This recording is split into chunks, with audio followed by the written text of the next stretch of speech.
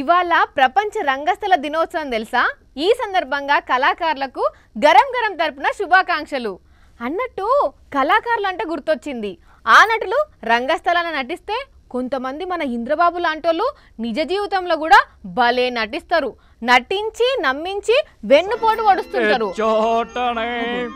ఏదో గొంతు వస్తుంది కదా, ఎవరబ్బా కళాకారుడు? చూద్దాం పాండి.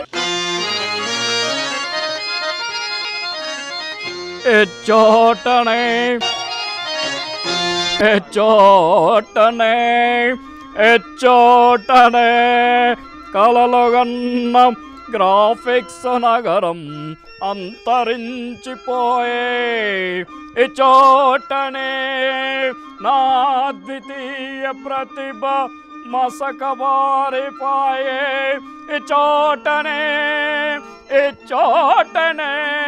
చిత్తు చిత్తుగా ఓడిపోయే చోటనే నా పరువు గంగపాలయ్యే.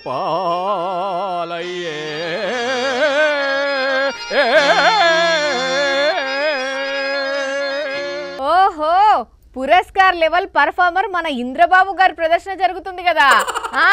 కానియండి సార్, కానియండి. ఏమంటివి నాకు మళ్ళీ సీఎం అయ్యే యోగం లేదంటివా? చక్రం తిప్పే ఛాన్సు రాదంటివా? నా సుతుడికి మంగళగిరి మాన్యాలు తప్పదంటివా? ఎంత మాట. అబ్బో, సినిమా డైలాగును స్పూఫ్ చేసి మరీ వాడుకుంటున్నారా సార్? సూపర్ మీరు. ఇంకా నేనే ఎన్నిసార్లు చెప్పమంటావు? ఎన్నికల ముందు 600 హామీలు ఇచ్చింది నేనే. ఎన్నికల తరువాత మేనిఫెస్టోని మాయం చేసింది నేనే. ఇప్పుడు మళ్ళీ హామీలు ఇస్తున్నది నేనే. అమ్మో, నీ యాక్టింగ్ చూస్తుంటే నీ లోపట కూడా కొత్త హీరోలో ఉన్నంత ఫైర్ అవపడుతుంది sir. Don't match the fire. When fire is the fire, fire will be the fire. I am the fire. What I am saying, I am the fire. You are the fire. మీ cycle tyre తుస్ గాలి పోయిందిగా ఎప్పుడో.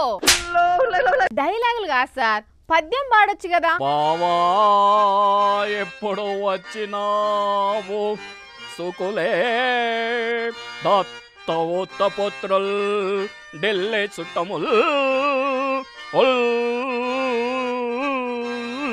ఈ చిత్రహింస నేను భరించలేను.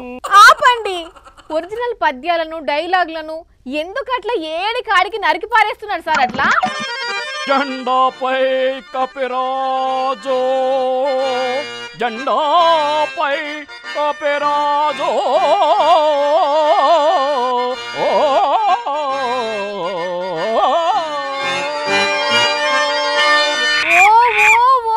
ఆపు sir please, నీకు దండం పెడతా. బుద్ధి గడ్డి తిని పద్యం పాడమన్నా వింటున్నాం కదా అని తెల్లాలు చెప్పేటట్టున్నారు కదా. చెవుల నుంచి రక్తాలు కాడుతున్నాయి. ఆపండి. ప్రతి సంవత్సరం మార్చి 27న ప్రపంచ రంగస్థల దినోత్సవం జరుపుకుంటూ ఉంటారు. రంగస్థలమైన, నాటకమైన, సినిమాలైన ఎన్టీ రామారావుని మించిన నటుడు లేనే లేడు, రానే రాడు. కరెక్టే గాని నాకంటే పెద్ద నటుడు మా అల్లుడే అని నీ గురించి ఆ పెద్ద ఆయనే చెప్పే.